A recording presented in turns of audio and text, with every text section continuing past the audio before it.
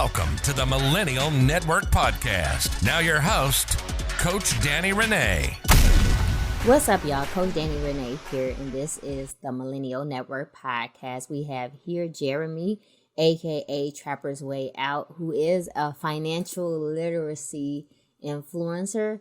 Jeremy, what does a financial literacy influencer mean? Man, so basically, I know a lot of times when you're in the credit industry, a lot of people like to say credit repair specialist, credit repair agent, but I like to think of what I do more on like a broad scale, right? Because of course I help people with credit, I help educate people on credit, help them fix their credit.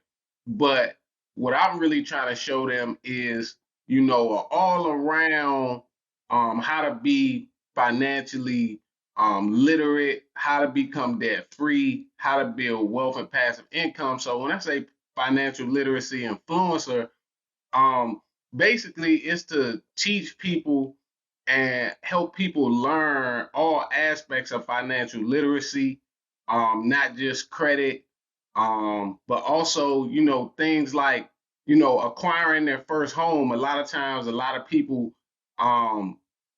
are preaching financial literacy and things like that, but they're not educating people on the importance of, not renting for the rest of their life. And so I have a previous background as a real estate agent as well. And that's kind of how I started getting into the credit.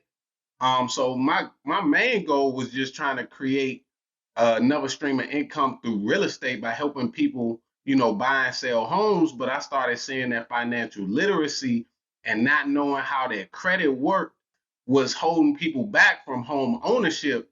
And of course, that's one of the building blocks and foundation of building generational wealth. So I just start trying to encompass, everything into financial literacy and not just make it about credit, not just make it about selling homes, but showing people, how to make passive income, how to leverage their credit to start businesses and things like that. Got it. And how did you get into that? Like, who is Jeremy? Like, how did you get into the financial literacy? So it started back a long time ago, right? When I first graduated college, one of the first things my mother said was that she wasn't going to co-sign anything for anybody. I got a twin sister as well. And she was like, I'm not co-signing. Yeah, I got a twin. So she was like, I'm not co-signing anything for y'all because I did it for your father. And essentially, he ended up ruining her credit by not paying things back and things like that, right? So it kind of took her trust factor away from ever co-signing for anybody. And so what she said was, I'm going to show you all how to have your credit at a point where you're never going to need to rely on somebody to co-sign for something for you. And at the time, all she really knew was to get a credit card and make your payments on time. It's so many other factors regarding credit that she wasn't aware of, but she was aware of the fact that, you get some credit cards, always make your payments on time. So that's what first started getting my gears turning and put me kind of ahead of the game. Because a lot of times people's parents, when you go into college, they try to hold credit cards away from you or keep you away from using them. Because, of course, a lot of times when you don't have the right knowledge, you go down the wrong path. But my mother actually wanted me to learn about it so that, if I ever needed to rely on it, then I would already have it established. And she didn't want me coming to her to, need a cosigner or anything. So that's what kind of got me up to speed on it. And then I just started studying it. I just started seeing ways that I could use it to leverage my life and what I was doing. So I had been using credit throughout my whole college journey. And it was just allowing me like a safety net. And I was saying I would have more freedom and things like that because I would have this credit. So then I started trying to teach, my friends, my peers. And it was something I thought everybody was aware of. And then I started seeing that it wasn't just my peers who were unaware of it, but it was their parents, their aunts, their people who were teaching them and raising them who still weren't aware of these things, because a lot of things change. So our grandparents weren't so versed in it, and didn't have as much experience with credit. So they might not have passed it down to our parents. Then our parents don't pass it down to us. So I just started seeing it was a gap and something that everybody needed to be educated on. And once I got into real estate, I really started seeing that this was holding people back, because I saw people were making the income. People had the education, people had the work experience, but one thing they was lacking was the credit knowledge, right? And so I wanted to bring that component to fill that void for people who were looking to buy homes, so that I can help people, start saving money, building generational wealth and things like that. Nice. Okay. So you said as far as like real estate, did you just go ahead and get your real estate Yes, license? Is that what you meant as far as real absolutely. estate? So I Got had it. got my real estate license, and I really one of the main reasons I had gotten to real estate was because I wanted to become an investor. So I Okay. also knew that I could get a portion of the transaction with buying the property or acquiring the property, and at the end selling it if I had a real estate license. So I just felt like it was a perfect way for me to just build multiple streams of income. I always prided myself on having multiple streams of income. And at this time, when I had gotten to real estate, this was about 2018. I had a full-time job. I had a accounting career for 12 years, and I was just looking for more ways to make multiple streams of income. And one of the things I always kept hearing was real estate, real estate, real estate. And I knew it wasn't going to be with helping people buy and sell real estate, but more being on the investor side. But I still wanted to have those different opportunities to make more money. So I did get my real estate license, and I'm glad I did, because then it started helping me. Like I said, start helping me be able to help more people. We're not just helping them buy and sell homes, but helping them get their credit to the point where they were able to start buying homes. Okay. So why so you tell about your journey about in school and whatnot, but let's backtrack a little bit. Trapper. Trappers, so where are you from? Why Trapper? Man, Why Trapper's Way so Out? one of the first ways, like before I actually started my career in accounting, right? Throughout my college journey, I didn't really work jobs. I would only work a job maybe in the summertime, right? Because I was mostly like focusing on school, or doing what typical college kids do, having fun in school. Of course, I wasn't working a job, but I always had ways to making money, right? And at the time, one of the ways for me to make money was definitely illegal. It was in the streets. But that's honestly where I started learning. In what streets though? So look, I was Where you from? so cool. So I'm in a small county. It's a predominantly black county called Prince George's County, Maryland, right? And I was at the time Okay. attending Bowie State University. And once I started going to college, I just started seeing, like, at the time I was doing a lot of smoking and things like that. And so I had really got started with entrepreneurship just through um, honestly just selling weed just to like people who was like friends of mine, right? I started seeing we was spending all this money, and I was like, man, I might as well be the resource, so we don't gotta be risking our lives to deal with people we don't know. I'm a trustworthy person. I know people will come to me. So I started actually my entrepreneurship journey like that, right? And then, doing that for years, right? Looking over your shoulder. Like I said, at the time, this stuff was illegal. So it wasn't something I was proud of, but it was actually teaching me a lot of things about entrepreneurship. And so what I always Mm-hmm. like to do is I always like to turn a negative to a We positive. want to make sure we're not incriminating you, by the way. This is I said we want to make sure we're not this incriminating is something you. totally in the past. This is something I don't deal with anymore. Okay. This is something 10 years back. And I just start seeing like a lot of people were stuck in the trap, right? A lot of people, I saw a lot of people who were Hmm. hustling. And these weren't bad people. These were people who were just trying to find a way to feed their family, right? And of course, when you a college student, a lot of times it's hard for you to have a full-time job and go to school. So this was a way I saw a lot of people, just generating money, right?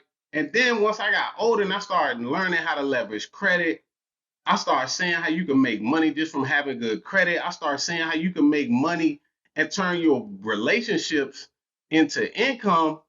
I created a program just showing people things that I was doing to make money outside of the trap, right? So then I started a movement called the Trappers Way Out. And I started seeing like, man, if I could show people that these same things that they are doing to make illegal money, they can actually use those same habits, those same skills to make real income and make an impact, then this could actually take them out of this whole situation, right? And that's what we start doing. I start helping people shift their mindset, shift their paradigm, and start taking the things that they was doing in a negative way and transferring them into a positive way. And it start helping people not only escape the streets, not only get out the trap, whether their trap was the streets or illegal activity, but get out the trap of the 9 to 5, right? Getting out the rat race, getting out their negative mindset, getting out their negative thoughts. And a lot of times, and as an entrepreneur, when you start a business, you got a lot of doubt. You don't got a lot of supporters.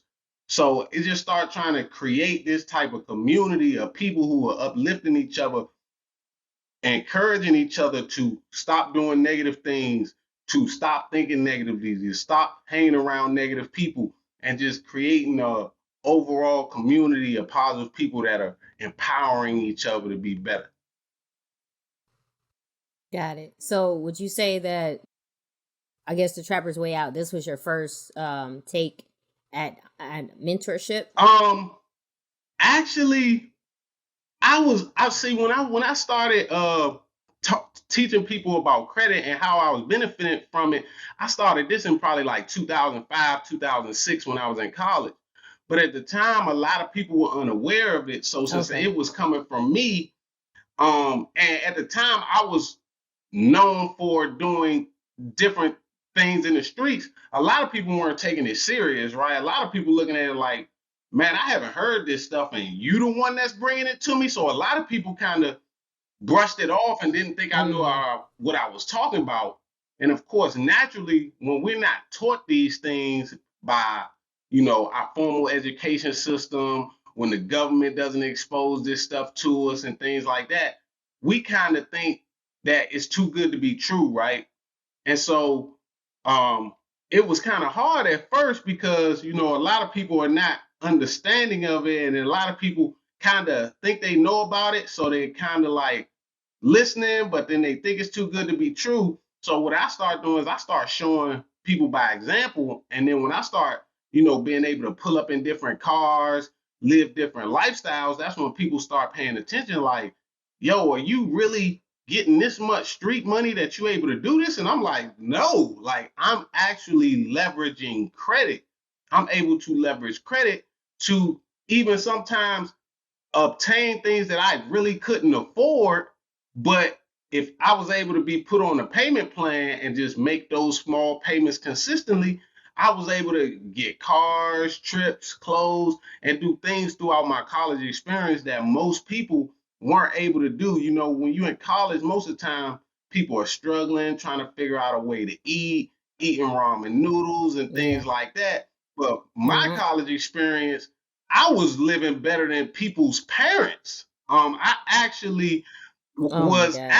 was like a bank on the campus. Like when people needed money, if they needed a loan, they would come to me. If people needed to borrow $100, I would lend them $100, tell them pay me back 175. And so I started learning how to operate as the bank, just collecting interest and things like that. And that's when I was like, yo, if people Wow. started to understand this, y'all can actually make money just from using these same principles that, essentially the banks and these other institutions are using as well. That's crazy. It's like when you tell a story, I can just see you right now, like in your college dorm, like what you want, what you need. Like that's funny. That's what's up though. That's like a natural hustle. Absolutely. Man.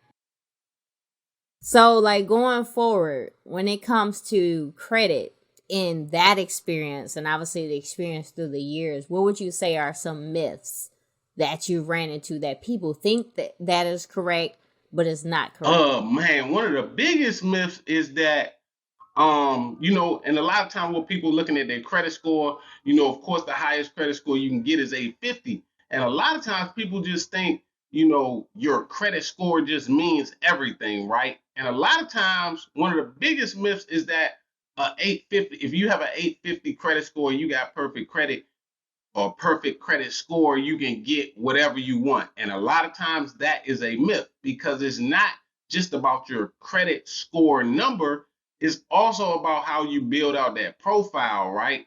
So I've seen some people get approved for credit cards, homes, car loans, and things like that. And they might have only had a 550 or 600. And then I see some people who might have an 800 or 850 and they'll actually get denied because it's not just about the Mm. score. Because to get a perfect credit score, I'm sure some people are familiar with like authorized users, but you can essentially you can essentially, Nah, you're gonna have to explain that. I don't think everybody okay, so know. like basically, I think I know it's like when you have somebody else on there or whatever, but go ahead. yep. So basically, like with an authorized user, right? You can actually go to somebody who has credit cards with high credit limits, perfect payment history, and a low balance, and get them to add you to 3 or 4 of those credit cards. And those credit cards will now show up on your credit report, and that'll actually boost your score within 30 days, right? And this is a shortcut that a lot of people use, but it's not supposed to be the end all be all. So you can actually fabricate a credit score just by basically Wow. piggybacking onto somebody else's credit, right? But like I said, it's not actually your accounts. So if an underwriter checks your credit report, they'll see you have these credit cards, but they'll see they're not just yours, that you're actually an authorized user. So you can actually use it to make your credit score up to an 850 or 800 if the attributes and you do it the right way. However, when an underwriter looks at your whole profile, they'll probably deny you if they don't see that you have any real credit in your name, right? So that's how, I try to get people to not just look at their credit from a score standpoint, because we could fabricate the score and you could still get denied. But I try to teach people the proper way to build their accounts, how to build up their credit by making sure they hit certain data points on their credit report, because it's not just about the score, it's about the overall profile of your credit.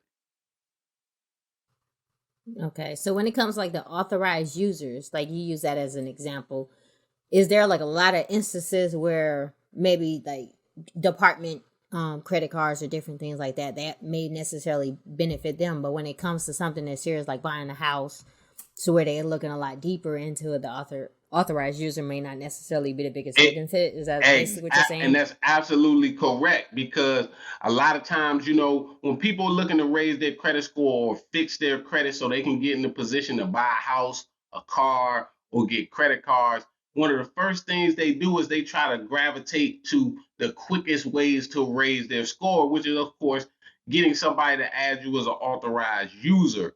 But what they got to understand is that's just one component. Adding authorized users to help you improve your score is like a supplement, right? Is not supposed to replace you eating food.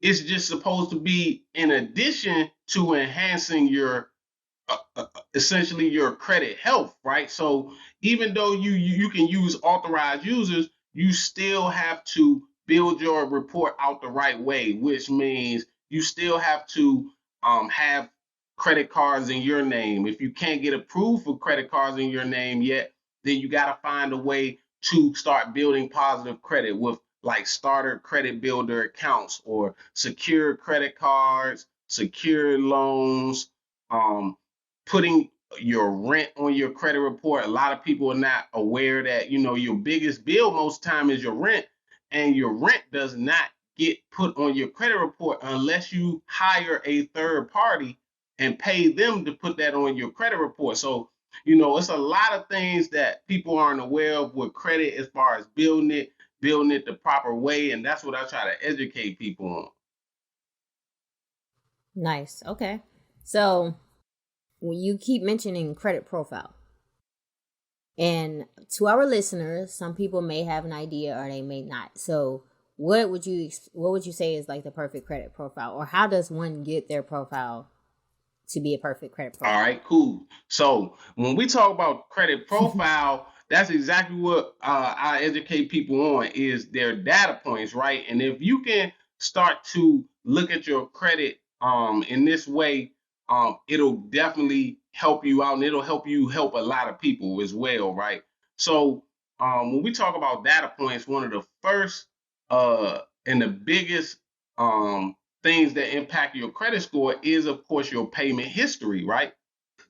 So payment history is 35% of a person's credit score, right? So meaning we gotta think of it like school, right? And when my mother first told me about credit, she told me just to make all your payments on time, don't ever miss a payment. But that's really only 35% of your score. You can make 100% on time payments and then fail in the other areas of credit, and you're missing out on 65%. So we could make 100% on time payments, but if we're not aware of the other data points and the other things that are dictating our credit, we still gonna have poor credit. I know plenty of people who make on time payments and they still have poor credit, right? So we got to know what these other data points are, right? So your payment history is your first data point. That's the biggest contributing factor to your score. It's 35% of your score. 100% on time payments. That's a must. We cannot miss a payment. So what I encourage people to do to make sure they never miss a payment is place all your bills on auto pay. And I know it's something a lot of people don't like to do because we like to think, man, what if this company starts, charging me more money? We just gotta be cognizant of the fact that we have to also go over and check behind these companies when we put these things on auto payment to make sure they are pulling out the amount that they're supposed to pull out. But the reason why I encourage people to always put at least their minimum payment on auto pay is so that you never miss a payment. Because what happens is I see people miss one payment, and this has happened to me. I've missed Mhm. one payment and it's dropped my credit score 100 Yeah. points. It's one of the hardest things to come back from is a missed payment.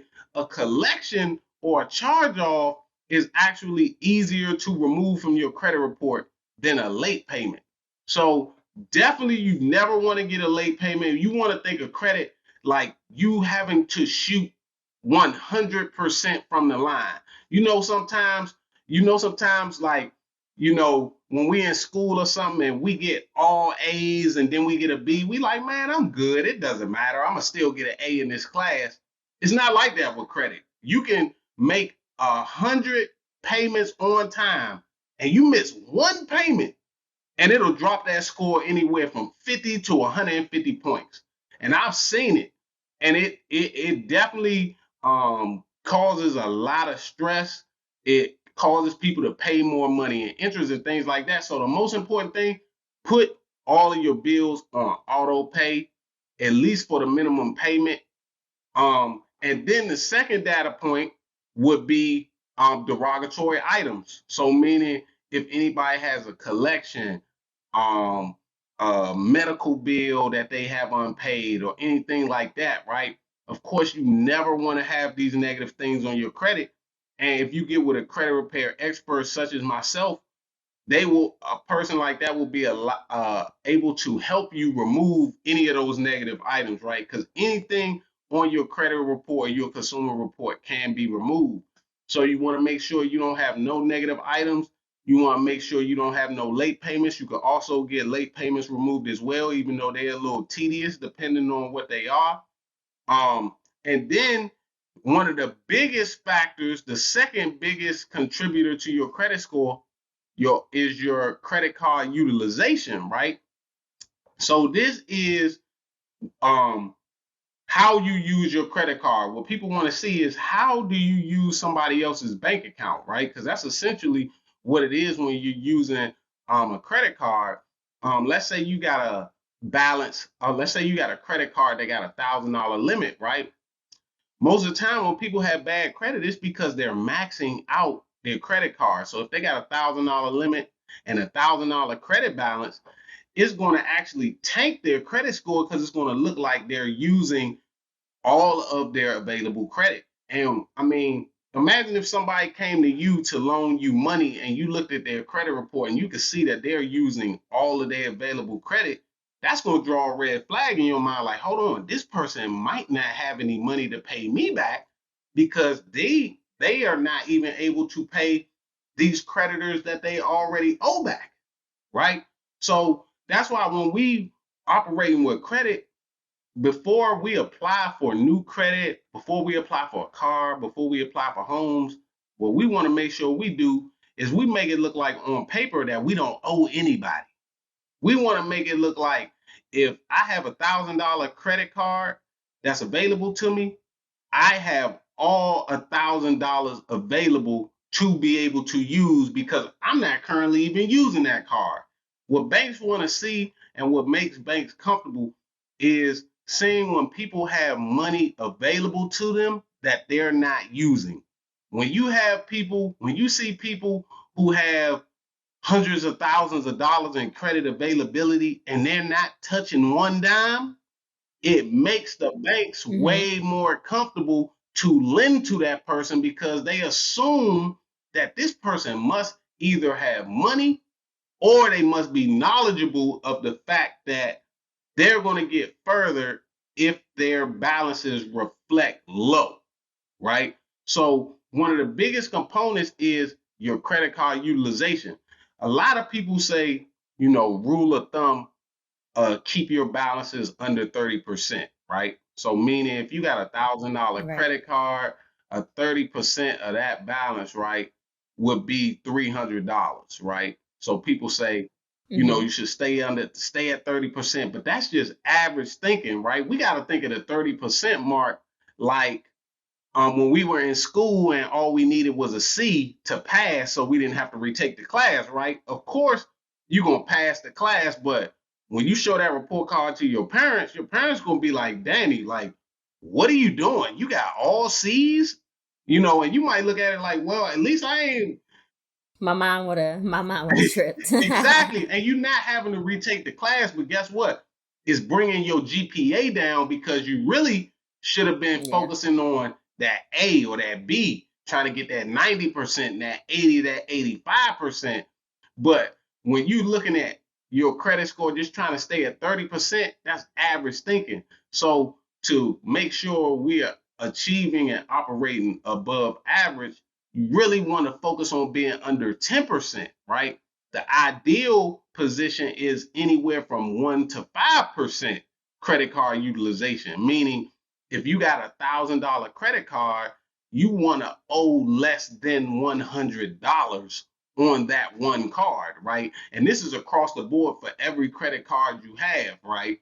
So if you Now is that a certain time per month too? absolutely, Because like say if you're paying it off every month, when absolutely, do they calculate that utilization? absolutely. So that's a great question, right? And this is something that a lot of people not aware of. And if you can understand this one trick, you can understand how to keep your credit score at the optimum point, no matter if you're charging your card or not.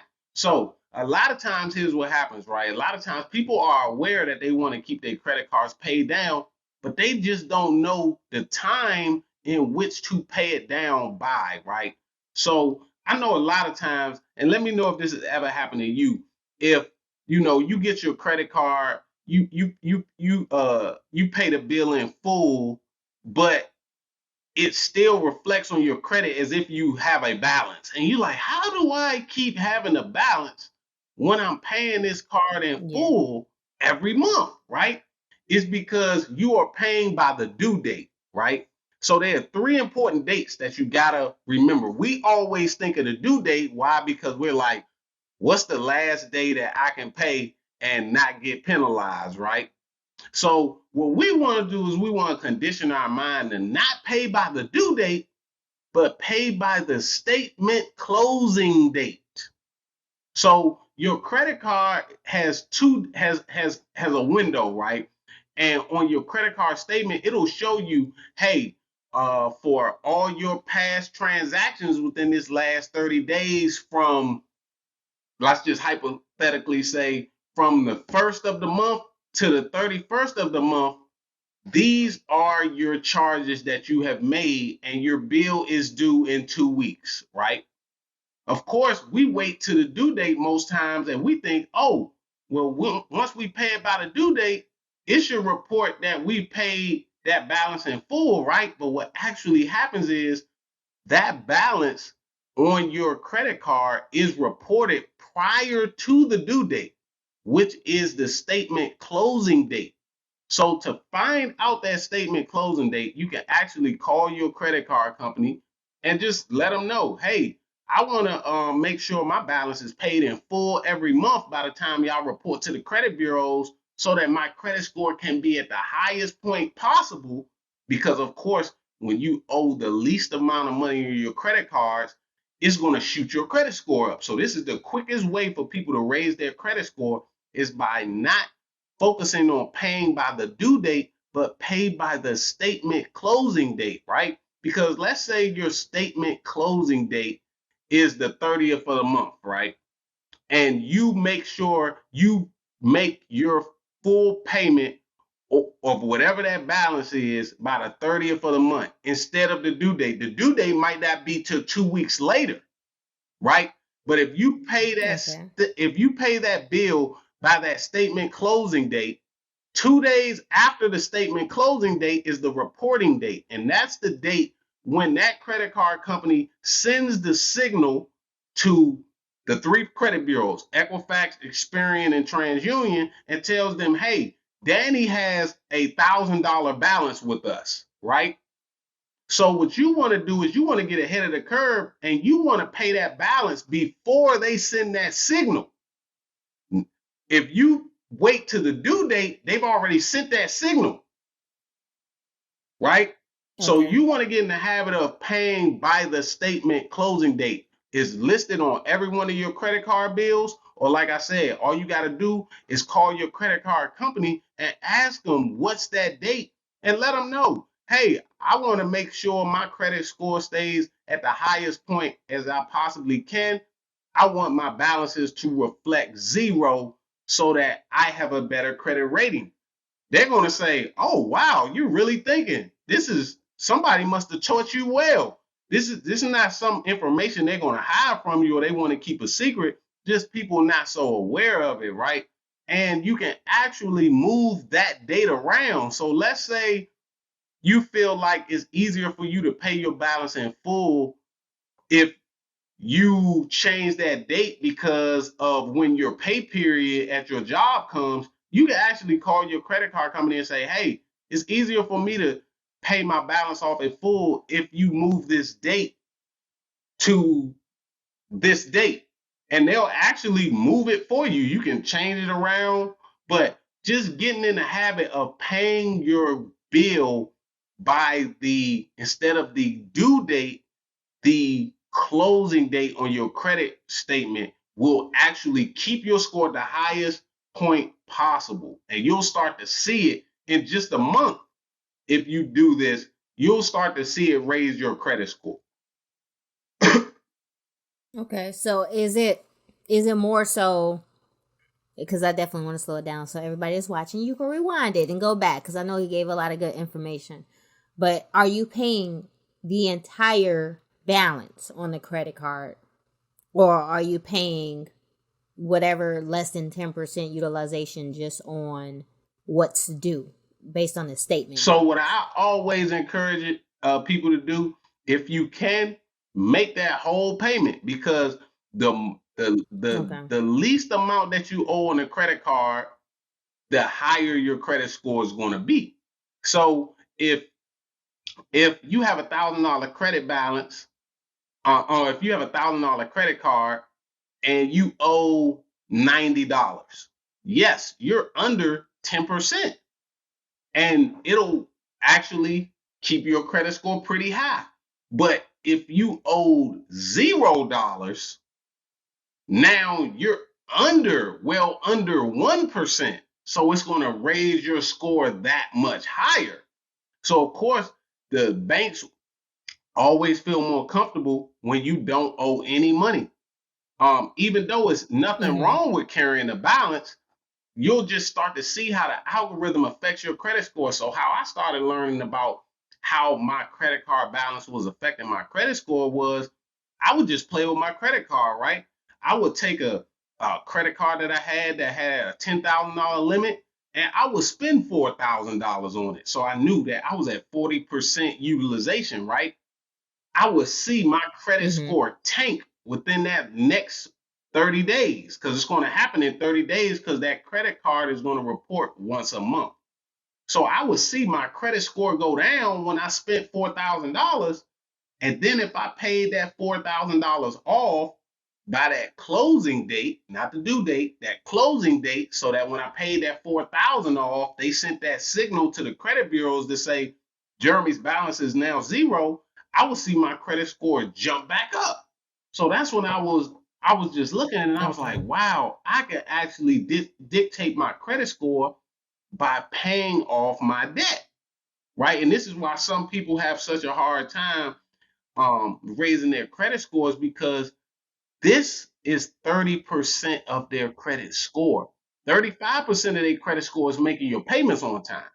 The other 30% of Mm-hmm. your credit score is keeping your balances under that 10%. We really want to stay under 10%, but they tell you 30% as a rule of thumb, when really we need to be thinking 10% and not paying by the due date, but paying by the statement closing date, so that our balances can reflect as low as possible. So let me ask this question. You have the statement closing date, and we're using an example. If we have $1,000 and you only owe 100, Mm-hmm. so the statement closing date is going to give you your statement balance, Yep. right? So your statement balance is $100, Mm-hmm. but so say for you owe 100, and then you have your statement closing date. So your statement is $100, but you have $200 when it comes to the statement closing date. Your statement balance is 100, but you got $200 by the time it's the statement closing date. You still want to pay all of that Abs- to get under 10%. Absolutely. And if you don't, you'll actually see that your credit score might drop a couple points, right? And, Mm-hmm. and that's how I just started learning exactly how my credit card utilization was affecting my credit score. Because sometimes I would leave that credit balance at 200 just to see what it did to my score. And then the following month, I would pay the whole $200 off, and I would get a 30-point jump in my credit score. And I'm like, okay, Mm. now I'm understanding how this is working. The least money that I owe on my credit cards, the more that I pay off, the higher my credit score. And that's 30, Okay. that's Nice. All right. 30% of your score. So when we talk about the data point, we talking about your payment history. We talking about making sure you got Mm-hmm. no derogatory items. We talking about your credit card utilization, keeping that under 10%. The next data point is your length of credit, right? And so this is why you never ever want to close a credit card account. Because a lot of time when we're trying to get out of debt, what people do is they'll pay that credit card off in full, and then what do? They call that credit card company and say, hey, close this account so I don't use it no more. Because I don't want to keep. And they can close it too, They right? can actually close it as well. Let's say you don't use a credit card for 2 years. You have it, but you don't use it for 2 years. That bank will actually close that account, and that'll hurt you as well. So it hurts you if you close the account. It hurts you if the bank closed the account. So what you what you actually want to do is you never want to close an account. You don't ever want to get an account closed, right? So that is 15% of your score. Length of credit history. So people want to see that you've had a good relationship with these credit cards for a number of years. It's like your reputation, right? If if more people know you for a long period of time of being a great person, they're going to keep speaking highly of you. People are going to keep wanting to do business with you because they like, man, I've known Danny for 20 years and she ain't never did nobody wrong, right? Versus if somebody just meets you and they like, who's this Danny person? You're like, well, she seemed cool. Well, how long you known her? I've known her about 4 months. People might need some time to know, like, and trust you, right? So it's the same thing with our credit report.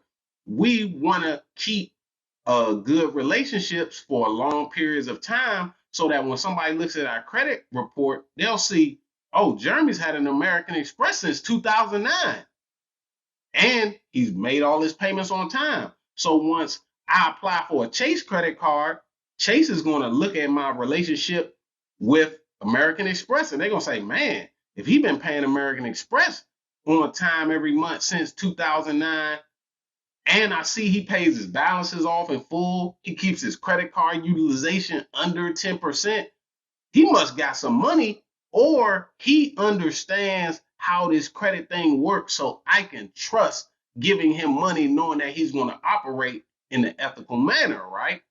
So that's how we got to think about credit. It's about building relationships. We got to think of, credit like building a relationship. And a lot of times when it comes to credit, people always want to think of how can they run off on the plug, right? You don't ever want to run off on the plug, right? You want to eat with the plug. You want to build relationships with the plug. You want to edify the plug. You want the plug to feel comfortable with giving you money. So anytime I borrow their money, I try to pay it back as soon as possible. Because what it does is over time, they're going to just keep lending you more money. And this is how people get large credit card limits. Like I got some credit cards that have $30,000 credit limits. They'll give me 0% interest for purchases. They'll give me 0% interest for balance transfers because over a period of years, I've built that rapport with them, showing them that, hey, if I borrow your money, I pay you back on time. I keep my balances low, and I'm always just honoring my word and my relationship. Your credit is essentially your credibility, right? So we got to look at, when we doing business with these banks, we got to look at it as what if somebody came to you and asked you for a loan, right? And you didn't know this person from Adam because the banks don't know you at all, right? So if a person came to you and asked you, hey, Danny, can I borrow $1,000? One of the first things you might do is you're going to be like, I don't know you at all. Who have you paid back? Exactly. Who have you paid back? But let's say it was somebody in your family, right? Let's say it was like your uncle, right? Where you could verify through your mother or your other relatives, like, hey, has Uncle B paid you back recently? And what if your mother said, yeah, he borrows money from me all the time, pays me back, and he gives me an extra tip for helping him out? You'd be like, whoa, I could actually make some money by lending some money to Uncle B, right? So you might lend some money to your uncle, and what if he follows through on his word? And you lend him $100, once he gets paid, he pays you back $115. You're like, whoa, I'm actually making money with Uncle B. Next time Uncle B asks me for 100 again, I'm gonna gladly give it to him because guess what? I get free lunch that day out the deal because he's gonna pay me back an extra $15, right? But let's put the shoe on the other foot and say, if Uncle B didn't honor his obligation, right, you lent him $100, payday came, and you said, Uncle B, can I get my 115? And he said, I don't got it. I can't do nothing for you. Next time Uncle B asks you for that $100, you're going to be a little reluctant. You're going to be a little leery, like, hold on. He didn't pay me back on time last time. I might not lend him this money because I might need it before he has the chance to pay me back, right? So we got to put ourselves in that same mindset and look at financial institutions when we borrow that money.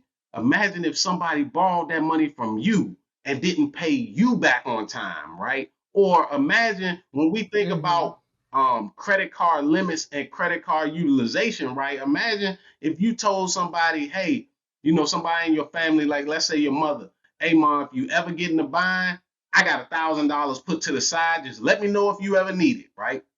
And then week by week, she come to you, hey Danny, I need $50. You mind giving me 50 out of that 1,000? And imagine if she just did that week after week after week after week. You told her she got $1,000 threshold, and now every week she been borrowing $50 to $100 after 5 to 10 weeks. You're like, hold on, mom, like that whole 1,000 is gone. You're gonna start looking at her. The red flags is gonna go off. Like, hold on, mom might be in trouble. I told her she had 1,000, but this was for emergency, and she's already burned up this whole $1,000, right? It's the same thing with credit card utilization. When you start nearing that credit limit, even though the bank gave you $1,000 limit, they don't give it to you for you to spend it all. You got to be conscious that you have to stay under this 10% threshold, right? They tell you 30%, but that's average thinking. We got to think above average. So that's why it's important. Even if they give us $1,000, we don't want to owe more than $100, right? And this is why having multiple credit cards ends up benefiting you because, for example, right here, these are just some credit cards I got. I got about 30 credit cards, right? So my threshold is higher because if we talk about 10%, if a person has $1,000 credit limit and they trying to stay under 10%, they got to stay under $100. That's no money, right? But what if I had a bunch of credit cards and I had $300,000 in available credit? If I got to stay under 10%, that means I could charge $30,000 and still be under that 10% threshold to keep my credit score at the maximum height. So that's why a lot of times you get people to say, don't get too many credit cards. It don't look good when you got too many credit cards. Actually, it looks fabulous if you got too many credit cards. If you got a lot of available credit and your balances are low, people trust you even more. They'll give you even more money because what they banks want to see is that you have people that don't mind lending you money, but you actually don't need it. And then that goes into the fifth one, right? Which is the inquiries, because you have to go through inquiries for all those credit cards. Absolutely. So then inquiries right now, inquiries are going to be the least biggest factor of that dictates your credit score, right? Because inquiries is like new credit, right? You get an inquiry when you walk into a financial institution and apply for a mortgage, or you apply for a credit card, or you apply to get a new car loan, right? And it's only 10% of your score. However, since it is only 10% of your score, but it can dictate if a financial institution wants to do new business with you, because what it shows is that you've been getting your credit ran, right? And a lot of times it's a red flag to financial institutions if you're just continuously applying for new credit, right? Because if somebody looks at your credit report and they see, honestly, after you have at least like 4 or 5 inquiries on your credit report and you are applying for credit cards and loans or personal loans and things like that, people will start to decline you because you're looking as if you're reaching for a bunch of money, right? And when you start applying for things too quickly, people like to reject you. They just assume that is something wrong with this person. Why is this person so needy right now? Did they just run into a financial bind that I can't see on their credit report yet? That's lingering in the background where they're going to get all of this money and then they're not going to pay us back. So one of the things you want to do is you want to limit how many credit inquiries you actually have. There are ways to actually remove increase from your credit report. That's something I help people do so that when they do try to get funding or when they do apply for things, they're not getting rejected solely on the basis of having too many inquiries, right? So there is a way to remove those inquiries. It's a way to navigate and only apply for certain things that might not even give you inquiries. I have a list of credit cards that I share with people that won't even give you an inquiry. Or there are ways to apply for multiple credit cards if you already have a relationship with certain companies where they won't give you an inquiry. For example, if you got an American Express credit card right now, if you already got an Amex, you can actually log into AmericanExpress.com and apply for business credit cards or personal credit cards. And guess what? They won't even give you an inquiry when you get approved because you already have an established relationship with them. So that's one of the things I train people to do is if people are looking to get new credit, try to start with the financial institutions you already have a good relationship with, because companies like American Express, if I already have a personal credit card with them, I can go and apply for 5 more, get approved that same day because they already see I have a good rapport with them. I got a good relationship with them. And once they approve me for those 5 cards, I'm not going to get an inquiry, and it's going to benefit me a number of ways because it's going to affect a number of my data points, right? It's going to affect my credit card utilization because let's say I only had one American Express card for $1,000 limit, right? And let's just say I was maxed out at $1,000. I was at 100% utilization. I'm using $1,000 of my $1,000 available credit, right?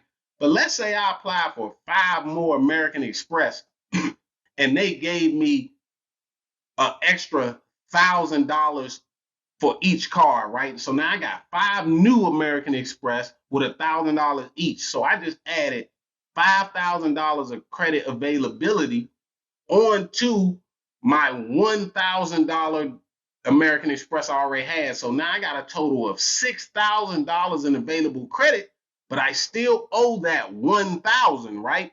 Now instead of owing $1,000 out of 1,000, which is 100% utilization, which means my score is going to be tanking because I'm using all of my available credit. Now, if I open these 5 additional cards that gave me another 1,000, I will have $6,000 available, but I will only owe 1,000, which is essentially like now I'll be at like 15% utilization instead of 100% utilization.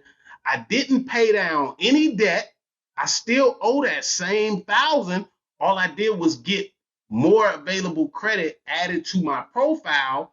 And what it did was it took my utilization from 100% down to 15%, which is in turn going to raise my score the quickest in 30 days. So sometimes what people can do to raise their credit score is not just pay off the debt, but get approved for more credit lines. So let me ask you this question. Because you also mentioned earlier, you were talking about like not charge off cards, but you were saying it's harder to remove a late payment versus something in collections and something else. I forgot what you said. Absolutely. But how? So if it's harder, then how do you move both? All right. So it's just a simple dispute process, right? So of course, certain letters, certain templates, certain wording when you are trying to remove negative items is going to help you get the best results, right? But sometimes it's not even about that. Sometimes it's about just being consistent. So let's say a person has 3 consecutive late payments on a car note, right? A lot of times it's harder to get those 3 late payments off because those payments show a pattern. Those payments are showing that you were late January, you were late February, you were late March. This was no mistake. We reported you late 3 different times. You didn't pay us on 3 different occasions on time, right? But let's say you just had 1 late payment. Let's say you just missed a payment in January. It's easier to rectify or get that deleted because you can send a goodwill letter in basically stating your case saying, look, I didn't get my mail that day. My mail went to my neighbor's house. I wasn't even aware that this payment was due, but you're not able to do that 3 months in a row, right? If you're late 3 months in a row, they're seeing a consistent pattern. Like, hold on, this person didn't pay us three. Imagine if somebody didn't pay you 3 months in a row. Imagine if versus a person who might have just missed 1 payment and then came to you after they missed that payment, like, Danny, I know I missed that payment, but there was a reason for that. I didn't get my bill. I didn't get my check. Something happened. I got sick with COVID. I didn't have the money. It won't happen again, but I only missed 1 payment. Let me rectify this now. And I'm going to put my account on auto pay so that no matter if I'm in a hospital bed or whatever, you're going to get paid on time. Would you agree to help me out and remove this negative item just this one time? If I promise I'll put my bills on auto pay and you're going to get your money regardless because now my accounts are linked to yours and you'll be able to pull the money whenever you want. Now you got a little more bargaining power, and now it makes it a little more easier for that financial institution to remove that late payment versus if you are consistently and continuously showing that you're not paying your obligations on time, they're going to say, hold on, you missed 3 payments. Like, that's a lot. I gotta think about that one, right? And it might take you multiple disputes to try to remove the late payments. Now they can and they will be removed. It just might take you a little more back and forth playing tug of war with them. They might not just remove 3 late payments like they will remove that one. But that's why we got to have our bills on auto pay to at least pay the minimum payment so that we do not have to even worry about that, right? Okay, so one of the most like taboo things we're talking about late payments is student loans. And I think this, like, I remember hearing this lady on YouTube. She's like the student loan doctor or something. And then you have like your private student loans versus your federal student loans. So if you got late payments on there, and then on those, and then you have people just not making payments at all. So is that something that people are just really stuck with, or are there ways around like private and federal student loans? There are definitely ways around private and federal student loans. One of the things about student loans is, most of the time people are always trying to remove their student loan debt. But one thing they got to be conscious of is your student loan is probably your longest standing account. Yeah. So if we remove that student loan, we also got to be cognizant of that we're removing your longest payment history item. And your length of history accounts for 15% of your credit score, right?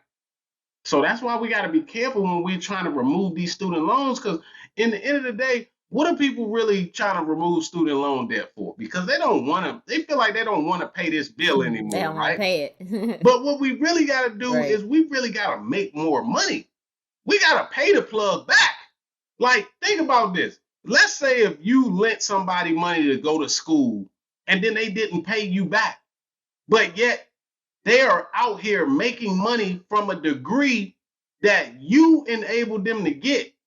How are you going to view them in your mind? You're going to view them like somebody who is not an honorable person. You're going to say, hold on, this person borrowed money to get a job in their career, to make more money, to advance their life, but they didn't pay off the person who put them in that position, I'm not doing business with that person. I don't like doing business with people who don't like paying their student loan debt, because it tells me that if I help put you in a position, if I loan you some money that takes you to another level in life, you at least aren't going to pay me back when I put you in this position. That's why student loan debt is one of those debts that you just can't get away from, right? So what people got to do is people got to, if they having problems paying these student loans, they got to find a way to make more income. They can't just rely on their job. And unfortunately, that's what happens is we go to college, we borrow this money, and then we think, oh, once I get out, I'm going to be making so much money that I'm going to be able to pay my student loan debt back. But really isn't it, because most of the time your job just allows you to pay for your lifestyle. It don't allow us to get out of debt. It don't allow us to have the luxuries in life we really want. So we got to do even more and find ways to generate other income so that not only we can get out of debt and stay out of debt, but now we can live life abundantly and do the things that we really want to do. So that's why I don't just teach people about credit. I teach people how to make money in their sleep with digital products. Things like you're doing podcasts, because this podcast is going to generate so many streams of income. You're going to be able to get you're gonna be able to get people to pay you to sponsor their brands on here. People gonna end up wanting to pay you to be a guest on here. That's just how many different. I already know how many income streams you can generate with a podcast. Just giving out free information and things like that, it could turn into so much more. So that's why one of the other things I like to preach to people is making passive income and having multiple income streams as well.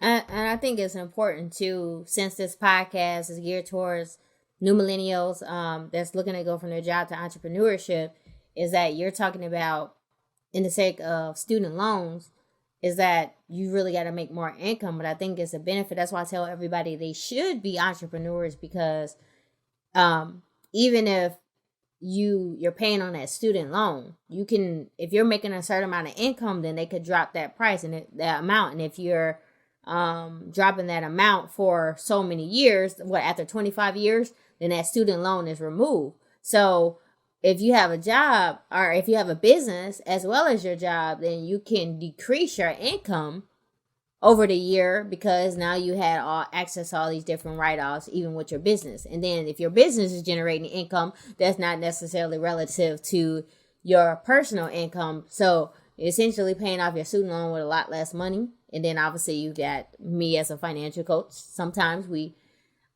in my profession, I have to tell people to pay it off, right? Yep. But then I know, there's tricks and strategies to it all. So I guess my closing question is, after everything that we just talked about, we're taking it all in, how important really is personal credit? Because it sounds like you're hungry. It sounds like you really teach people this, when there's a whole different world of business credit. All right, so I'm glad you asked that, right? I'm so glad you asked that, because some people think they can do one without the other. Some people are like, man, I'll forget about personal credit, because guess what? I'm gonna just start an LLC and I'm gonna build my business credit. But guess what? Your business credit, if you go out right now, right, and try to open up business credit, you can go to Bank of America, open up a business checking and a savings, and then apply for a credit card, right? Guess what the first thing they're going to ask you for? They're going to ask you for your EIN number, which is essentially like your business social security number. But then they also going to say, now, Danny, I still need that social now. Well, let me get that social. And you be like, hold on, this business. I'm trying to do business. They're going to be like, yeah, Danny, but you don't got no business credit, and I have to. You gotta be a personal guarantor, right? Exactly. So they're gonna, most of the times, these institutions are still gonna make you a personal guarantor. Now, the only way certain banks won't make you a personal guarantor is if they are strictly going by your business bank account. So there are some credit cards that are no PG, no personal guarantor. They won't even ask you for your social, but what they're going to do is they're going to ask you for your business bank account information. They're going to want to see how much money is getting deposited in this business bank account a month. How much money is in here? Now, if you got hundreds of thousands of dollars, sure, they'll say, oh, we'll lend Danny some money without looking at her personal credit because we see that her business is generating this much income. However, most of the time when we start businesses, we're not starting a business with a boatload of money. Most of the time, we're starting with $1 and a dream, right? So we got to use our personal credit in order to leverage the business credit. So, for example, when I first went to, I opened my LLC in 2018. I opened up a business bank account with Bank of America. I put as much money in as I could. At the time, it was only like $1,000, and I applied for a credit card. When I applied for that business credit card, they asked me for my personal credit and they ran my personal credit profile, right? Now, mind you, at the time I had an 821 credit score, right? They still asked me, Jeremy, you got 20 credit cards that we see on your personal profile. And I said, so what? I got an 821 and those cards don't have a balance.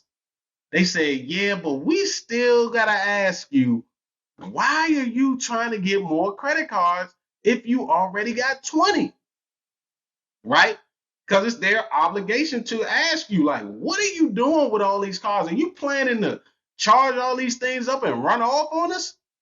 So I let them know, look, I'm trying to establish business credit. So I wanted to open some business credit cards. Here's my goal. Here's what I'm trying to do. And here's the purpose of my business. Once I told them that, that's why a lot of times I like to apply for credit cards, whether it's personal or business. I like to do it over the phone so that I can humanize myself, so that it's not just a person looking at numbers, looking at my income, looking at different attributes. I can actually humanize myself and pitch my vision on how them giving me this money is going to allow me to expand my business and affect change positively in my community and amongst other entrepreneurs, right? And so once I told them exactly what I was trying to do, they said, okay, that sounds good. Here's a $16,000 credit card. And I had no business credit at the time, but they used my personal credit as a reference. And there has been many times that I've seen people destroy their personal credit and think that they're just going to go and get business credit and they don't have any money in the bank, and they get denied because the bank is looking at their personal credit as a reference. So to get the most amount of funding, the most amount of possibilities of getting business credit, definitely want to have your personal credit in order, because if they see that your personal credit is flawed, or they see that you're maxed out with your personal credit cards, that's going to be an indication that you're going to do the same thing with your business. Because a lot of times when people get business credit, they're getting the business credit on the business side with the intention or with the thought that, hey, if my business go belly up, I don't got to pay this no more, right? And we can't even operate like that, because we got to condition ourselves to, it has to work or it has to work. I'm not opening up business credit just to keep things off of my personal so that if my business go belly up, now I don't got to pay nobody. No, I'm not operating like that. And I'm not even putting that thought in my mind. I'm putting in my mind that this is going to work. If I'm borrowing this money, oh, it's going to work. So when I borrow money, I'm borrowing with the intention of paying it all back, because if I borrow $10,000 from the bank with my business today and then pay them back $10,000, guess what they're going to do in 6 months? They're going to say, sir, do you need more money? Sir, do you need more money? Yeah. So now it's to the point that, one of my roommates, my boy Mitch, and he be with me all the time, and we'll literally be together, and people will call me and him all day long trying to give us money. Like, hey, do you need some working capital? Hey, do you need a loan? Hey, and now it's to the point I just pick up my phone and I say, hey, I don't need no money. No, I don't need your money. No, I don't want your money. And it's such a good feeling knowing that people are just trying to shove money to you because you showed this reputation that you always going to pay the plug back. Yeah. So I guess let me ask you this question because we're talking about business credit, and this is let's leave it off with a final tip, referencing manufacturer spending. Ooh. Like just I know what it is, but just give like a quick overview what manufacturer spending, and then I want you to end it with what are your services and what do you provide to the community. All right, cool. So manufacturer spending, man. Now you talking. Now you dropping some information on here. My goodness. But a lot of people ain't even aware of manufacturer spending, what it is, what benefits it has, what the purpose of doing it is. Essentially, what manufacturer spending is, right, is it allows you to not only grow your credit card limits, it also allows you to liquidate your credit cards. It also allows you to travel for free, to get points, to get free merchandise. You could pay your bills with your points, right? So essentially, when we talk about manufactured spending, right, we're essentially talking about um and how I figured out you could do this, right, was because one day I simply heard about it and then I tried it, right? So I went into a store. I spent $10,000 on laptops, right? And this Mm-hmm. wasn't even on purpose, right? I was really going to buy these laptops, right? And I bought $10,000 worth of laptops, but I split the payment up. I put 9,000 on my credit card, and then I put 1,000 on my debit card, right? So I paid with two different cards, right? And then couple days later, I was like, you know what? I'm not going with Lenovo. I'm going with that Apple. Everybody keep telling me about Apple. So now I got to take these laptops back, right? Now, mind you, I paid with two different cards. So when I went back to the store, they said, sir, you got two different payment methods. Where do you want us to put the money? And so me just being a smart aleck, I was like, hold on. I heard that I could get money like this. So I said, oh, just put it on the debit card. So I handed them my debit card. They put the whole refund of $10,000 into my bank account, right? So Mm. now it looked as if I made a $9,000 purchase with my credit card and a $1,000 purchase with my debit. So now that credit card I was using was giving me 2 points per dollar. So $9,000 times 2 points was 18,000 points, which was essentially $180. Right? So now I just accumulated $180 in points just because I bought some merchandise and returned it and got all the money put in my bank account because I used two different payment methods and I had them put all of the money onto the debit card, which essentially went into my bank account, right? So not only And just put this out there for the audience. Apple, I know they did that before, but they're not necessarily doing that anymore, right? I've heard some people say that they Yeah. are still using Apple. I've heard some Oh, people okay. say they are still using it. I haven't used it personally, but I know sometimes Mm-hmm. some people crack down on it. But so Right. what I saw was I was like, hold on, man. This was not only a way for that I was able to essentially make $180 off of a return that I could now use for cash back, or I could apply that towards my bill or something like that. But it allowed me to get the money off of my credit card without getting charged with a cash advance fee. Because a lot of times when we start businesses, we'll get a credit card and we'll take the money off of that credit card by liquidating it by but it'll incur a 25% cash advance fee, right? Now, what manufacturer Mm-hmm. spending allowed me to do was to know that, okay, if I needed to pull money off of my credit card, All I got to do is do a split payment method, buy some merchandise, return the merchandise, tell them to put the money on my debit card. All the money goes into my bank account that I can now withdraw. But the credit card company doesn't register the transaction as a cash advance because they see that I have made a purchase and they weren't able to track the return because the return went to the debit card. And now I got the points and I got the cash, right? Now, just to put it out there, everybody, you still have to pay this card back. Absolutely. So, what is the benefit of? What's the benefit of actually having this cash by doing it, putting in your debit card? So, is it just making investments? So exactly. So what I tell people, I only tell people to do this method if they got a plan for the cash or if they're using it just to get the bonus points. Because if I bought those laptops and returned them, now I made $180. Let's just think about this. The average person is probably making 50, 60,000 a year at work, right? If a person make 100,000 a year at work, they're only making $273 a day, right? So if I could actually buy something and return it, $10,000 worth of stuff and get 2 points per dollar, and I make $180 just returning something, that means people can actually fire their boss and just do manufactured spending, right?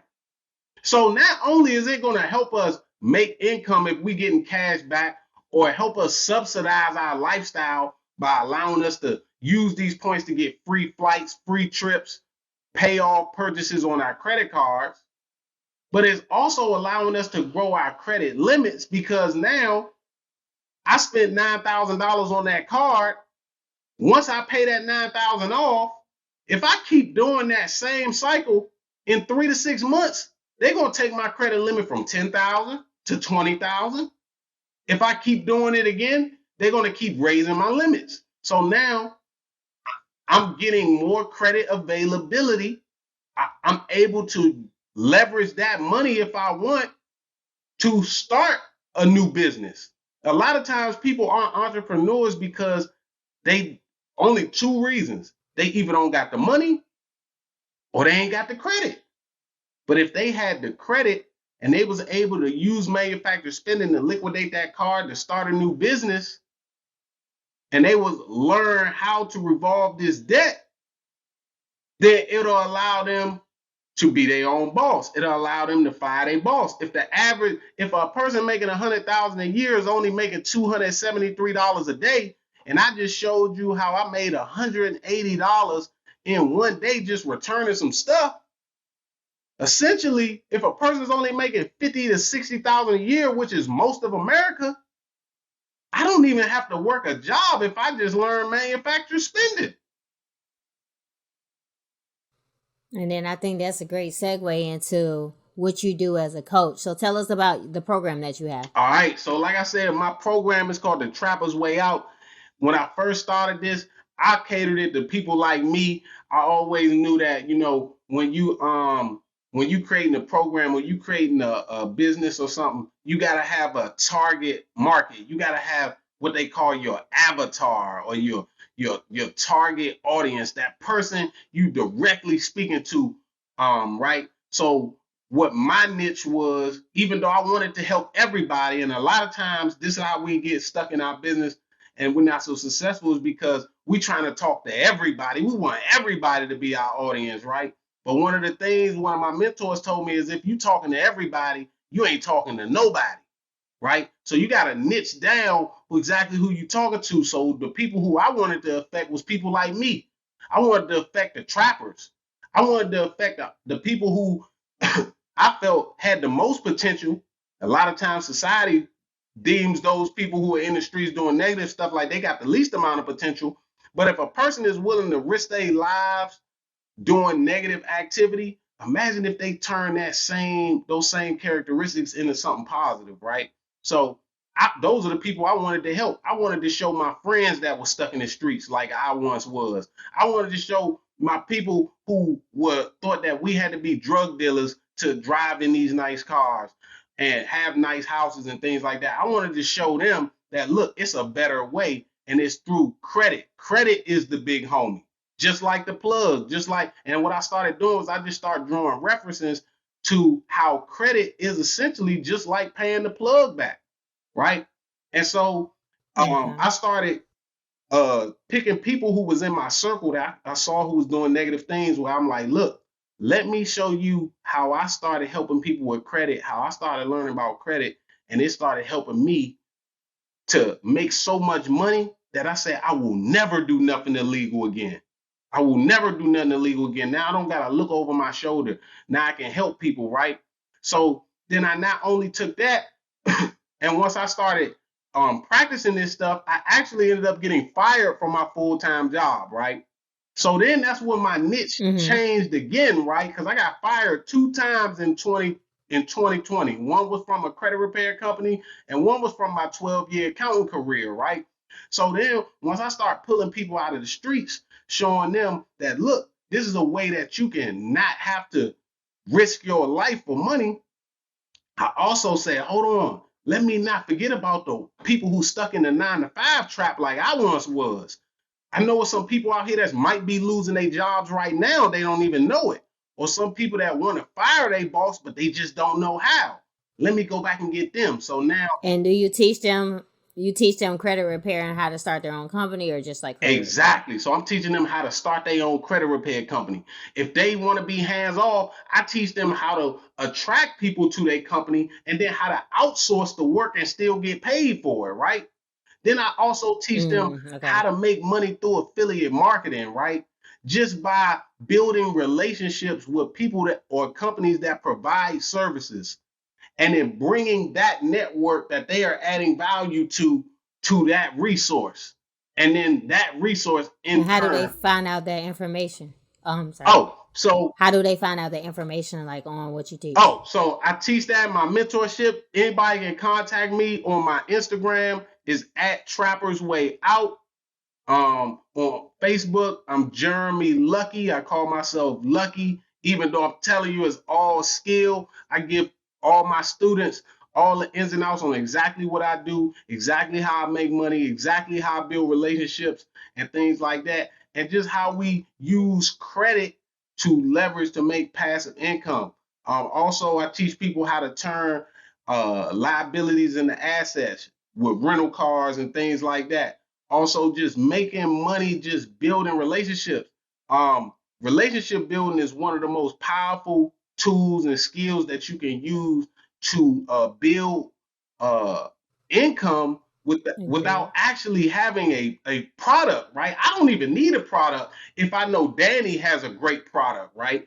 I could just build enough Mm-hmm. value within my community and cultivate these people and keep them ready and keep them trusting me that I'm going to give them proper information. And then when Danny has a service or something that they can use, I'll say, Danny, look, you don't even got to pay me to market this. Just give me a little percentage when my people that I send you actually buy.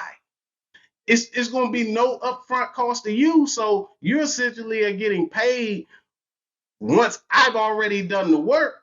If I could bring a whole network of people to you and blow your business up, it's only going to make sense for you to pay me something so I can keep bringing these people on, right? So I build affiliate relationships with everything. Anytime I go to the dealership and buy a car, I let them know, like, look, I can bring more people to you. And then I'll just post a video of me driving the car or in front of the car. And then people say, yo, do you got a plug for a Benz? Absolutely. And every time I send somebody to Yeah, it's that all about the Benz network. dealership, I get paid, right? So that's another thing I teach is just building relationships, being a good person, honoring your word, having good credit, being credible, getting people to know, like, and trust you, and then making yourself a resource for whenever somebody needs help. It just pays you over and over, and it also goes with being a good person, having great character. So those are some of the things that I'm teaching. It's not just about credit.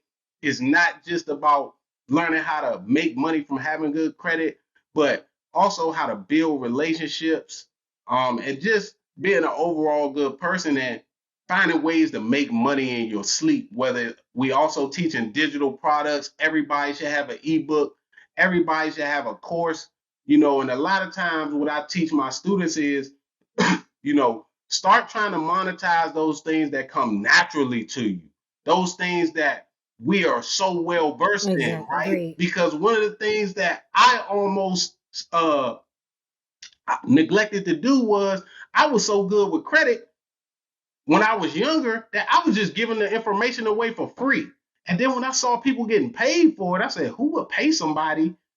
This is stuff that I already know, but just because you know it and just because it comes easily to you, there might be somebody else out here that's struggling with that information. There might be somebody out here that will pay you hand over fist to train them on how to get efficient in it like you are, right?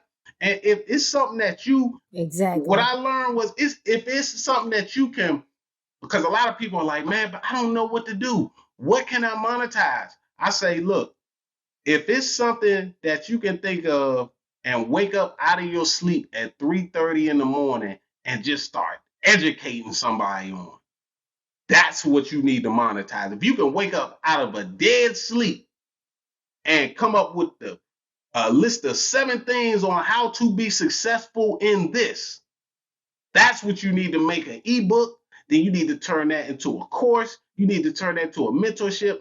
And then you need to find a way to get out of your comfort zone, get people to know, like, and trust you through posting online. So ultimately, Jeremy, Trapper's Way Out, thank you so much for tuning in, being a guest on the Millennial Network podcast. Got to clear my throat. But yeah, thank you for coming here today. Really appreciate you. So much information. I think there's gonna have to definitely be a part 2 to this. Absolutely. And again, y'all, this is your girl. So this is your girl, Coach Danny Renee. This is the Millennial Network podcast. And remember, your net worth is your net worth. And we out of here. Peace. Appreciate you, Danny.